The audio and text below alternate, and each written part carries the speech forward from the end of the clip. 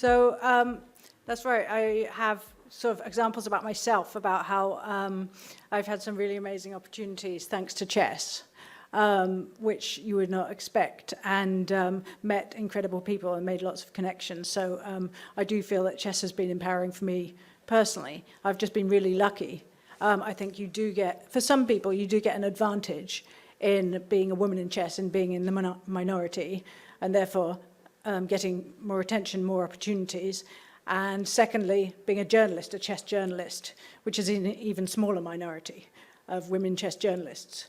So I was lucky. Other people, I understand some women and girls would find it hard and would be put off. That's been talked about. So in a chess club, I mean, the latest chess club I played in Reading, I was basically the only woman coming every week, except one came occasionally, and there was a girl who played on the team. But that could be really difficult for some people, so that is a problem. But I've pretty much found things okay and pretty good.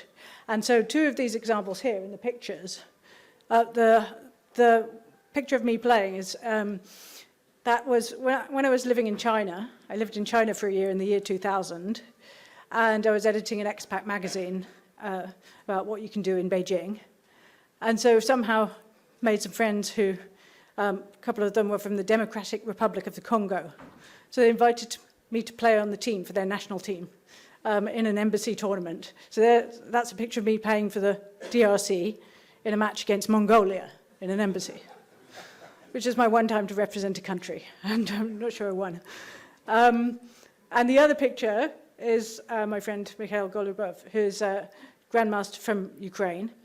And I didn't really know him before, sort of just became Facebook friends just because I have written about chess.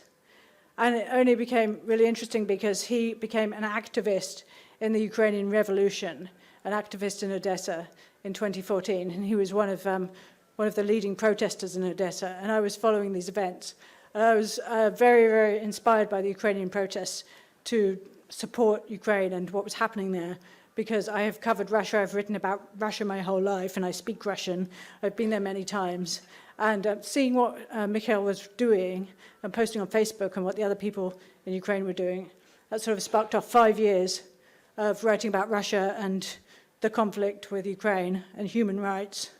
And so that picture is from 2015, when I went with my daughter, who's back there, to visit Mikhail in Odessa. And we discussed politics as well as chess. He showed me his a chess club where he teaches. I just wanted to make the point that everyone knows the Queen is the most powerful piece. And you rarely have a boy or a man say, this isn't fair, although I have noticed there is going to be a discussion about that and whether pieces should be gendered, which I only found out about after I put that slide in. So that is apparently could be an issue for some, but it's not questioned. It's great. The Queen is the most powerful piece, and the King is hiding a lot of the time and can't do very much. But in the real world, it's much, much tougher. So why do men and boys not question the power of the Queen? But when it comes to women and girls, suddenly they feel threatened often. And so I've put some of the leading women and girls that I admire there. And they all obviously have suffered a lot. Pussy Riot's one at the top. They've been to prison. And they're still, even now, their members are still protesting, and they're still being arrested again and again in Russia. But we know Malala was shot, but Greta Thunberg, she gets just such an incredible amount of abuse from powerful men and from less powerful men and online. But why? Why really? It seems that there's a particular thing about if it's a girl protesting or a woman speaking out that you can have problems. And why does this sort of acceptance of the power of the Queen in chess not transfer to the real world? Why is this considered a threat? I think it's so much tougher now, really. It seems to be getting worse than 20 years ago when I started my career, because possibly one of the things is the social media, and another thing is just the political situation, the political instability, and the rise of the far right and things like that. So we're having a tougher time, and I just hope that that others can have the kinds of opportunities that I've had, and that it won't become really difficult.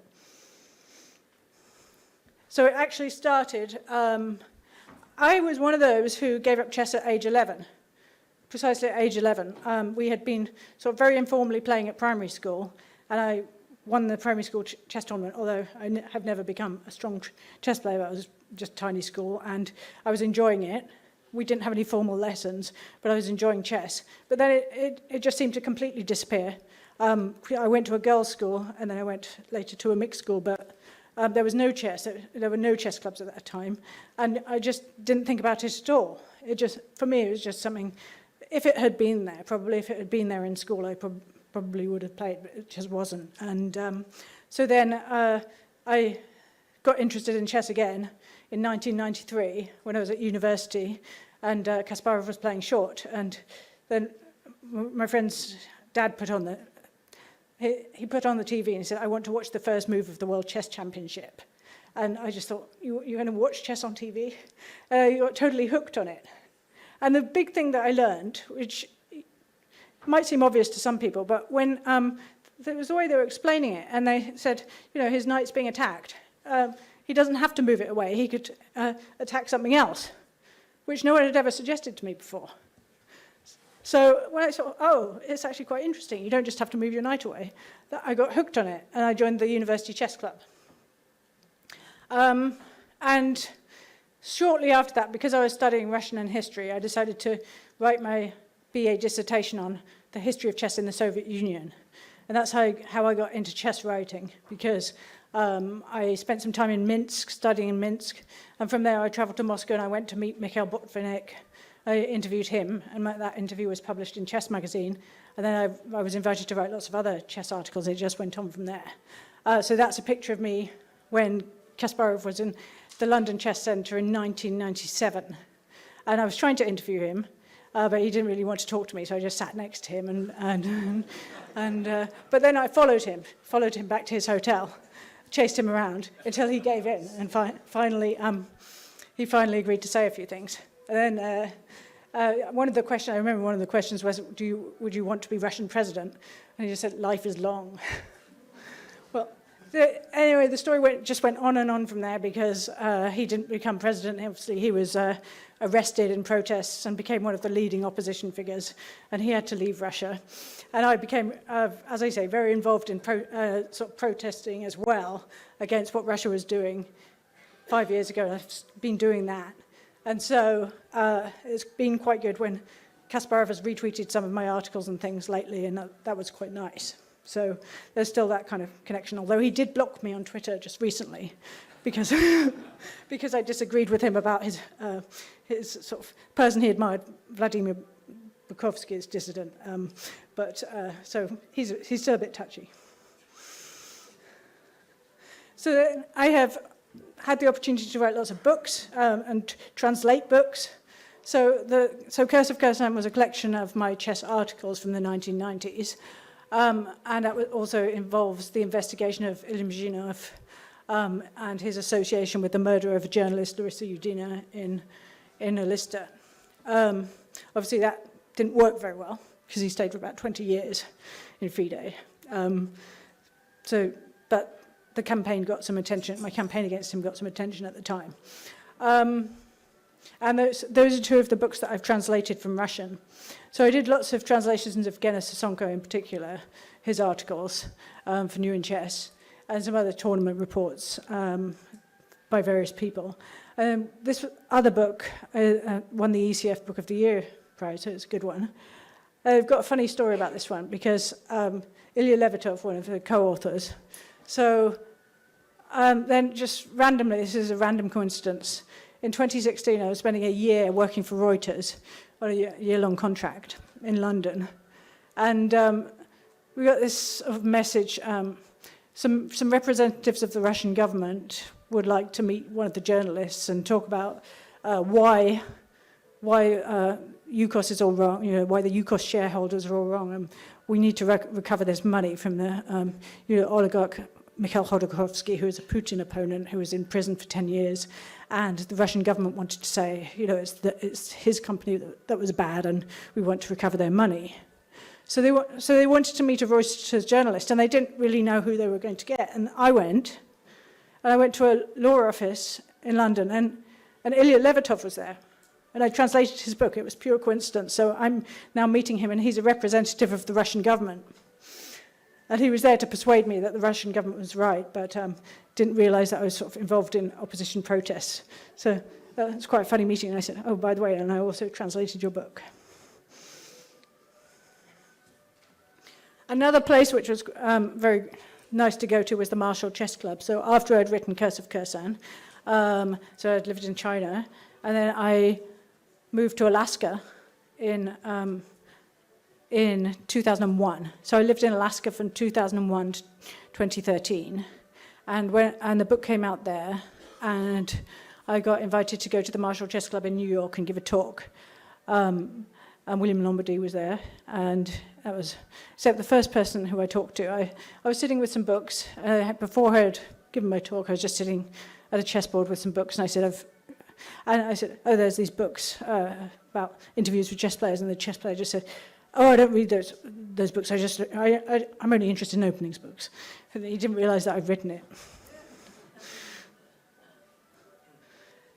So I lived in Alaska for 12 years. Then this was really, really funny. It's really odd. So I was translating Mark Dvoretsky's column for the Chess Cafe at the time, the late Mark Dvoretsky, chess trainer, column. So I was doing a monthly translation of that for the Chess Cafe website. And so I randomly looked at the Chess Cafe website to see if my latest translation was on there, and then I noticed there was a guy called Louis Lima who had a column also about computer chess. And I just noticed that name really briefly. And the same exact day, I had a message saying, well, for this job you've applied for, you're going to be interviewed, and you're going to be interviewed by a person called Louis Lima. So that happened within about an hour. I saw his name on the Chess Cafe website, and then a completely unrelated job that had nothing to do with chess, I was told I was going to be interviewed by someone called Louis Lima. And he interviews me, and we find out that he is that same person who writes about chess, and he was incredibly enthusiastic about chess. And he thought it was a hilarious coincidence that I also write for the Chess Cafe or do translations for them. So obviously I got the job. And that was a great job to do, because I was actually regularly training people who were moving to another country from different companies and giving them trainings on adapting to life in another country. And I've been doing that. I've done that for about a decade since then. So that was extremely lucky. So the Chess Connection can be anywhere, and it can be incredibly useful, because you say, oh, we both play chess. Oh, yeah, I've seen your column on Chess Cafe. I also have a column on Chess Cafe. That helps a lot. Difficult to plan, though. So, as I was saying, in 1998, that's when I did my investigation into Ilya Mzhinov and travelled to Elista, Kalmykia. And there was a girl there just sitting on the grass. It was summertime. She's relaxing on the grass. I started talking to her, and she was a student. And she got friendly. Her name's Inna. And she then, as we were leaving, just getting on the plane, she gave me a note, sort of secret note, which had a message all about the human rights abuses in Kalmykia. And she ended up, after they had the Chess Olympiad of 1998, she had a relationship with a Norwegian player, and she moved to Norway, and then she's lived there ever since. She married someone else and has 2 kids, and she works for the Norwegian Helsinki Committee. So she works on human rights. And so she's been in Norway all that time, thanks to chess. She's there. And I finally got to visit her in Norway in 2013. And that was January 2013. She started talking to me about human rights in Russia and all the things that have been going on, like the banning of adoptions of orphans by Americans. And I didn't know a lot of the stuff that had been going on, because I'd been living in Alaska and I'd been a bit out of touch with Russian politics. So it turned out that was really the start of me getting back involved in that, in the human rights in Russia again, because soon after that there was the Ukrainian Revolution and Putin invading Ukraine. So it's all connected. And I also did some translations for her organization. Then more lately, I actually sort of basically say, no, I'm not going to translate anymore. If it's by someone in Russia, I sort of have a principle. I'm not doing business having any sort of business involvement with anyone in Russia because of the invasion of Ukraine. So I'm sort of boycotting it. So I've limited what I can do, but I've written some articles for Kingpin. I've been interviewed for Kingpin on 20 questions, and I've written some book reviews for Kingpin. And this is what I said in my interview for Kingpin in 2015. I said, it says, which player do you most admire? And I said, Judith Polgar, for making it in a man's world. And then, more recently, this was a couple of years ago, with my daughter Cecilia. The reason why actually I ended up in Iceland was because we lived in Alaska and we wanted to meet up with some relatives. Iceland was a convenient place to meet up. So if you're going to Iceland, you of course want to visit Bobby Fischer's grave. I actually thought it would be out in the wilderness, the way it sounded, or a description. It's out there in the woods, but it's not. It's just by a road, so it's quite easy to get to. No one's around. You just go to this little church next to the road, and the Fischer Centre is just a tiny, very tiny building with lots of sort of memorabilia. Quite interesting place. We did that. And then with schools, with chess in schools, I have a couple of thoughts about that, because Cecilia she did play in the mega final and in the giga final. She qualified for the giga final, which was brilliant on her first try, just happening to be in an age group where there weren't very many girls. So as a total novice, she managed to get all the way to the giga final. And then they said to me, can you help? I said, yeah, I can help. Well, it turns out you're basically an arbiter, because they just give you a section and leave you there. And you're basically in charge of the whole section, so without any arbiter training. And then there are some very interesting disputes that you get that you wouldn't normally get. So two girls are arguing, both saying that it's okay to let go of a piece as long as you haven't pressed the clock yet. And both players are arguing, insisting on this. And so you have to give in and say, okay, you can have it. And you have to keep a close eye on them at that age, on the kind of things they get into. But I did notice that it was a great thing for the girls to be playing each other and to see so many girls playing chess. Because again, there's this controversy that could go on forever as to whether you should play separately or together. Well, you should do both. Whatever you prefer to do. It is good to have some separate girls' events, obviously. You can see that. You can see they enjoy that, that they like to be around other girls. But at the same time, one of the great things about chess is that men and women can compete against each other, unlike in other spheres. And by the way, I'm holding Mikhail Golubov's book there at the event where as arbiter, supposed arbiter. Oh, the other thing that had to do was pairings in one of the sections. And we thought, this is going to be easy because the computer does it. But actually, the computer had forgotten that if someone's on 0, and there's an odd number of players, they'll just give them a bye every round because they'll be left over. So you have panic. You have a mass panic. You have to pull everyone up and say, move, sit somewhere else. Otherwise, you have a girl left out crying because she's getting a bye every round. She'll never get a game.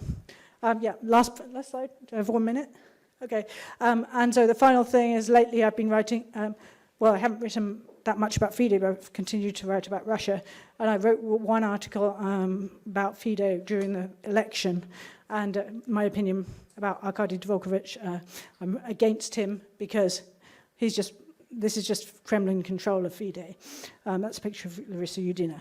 So I think we still have issues, and the issues that I campaigned on 20 years ago are still there. Thank you.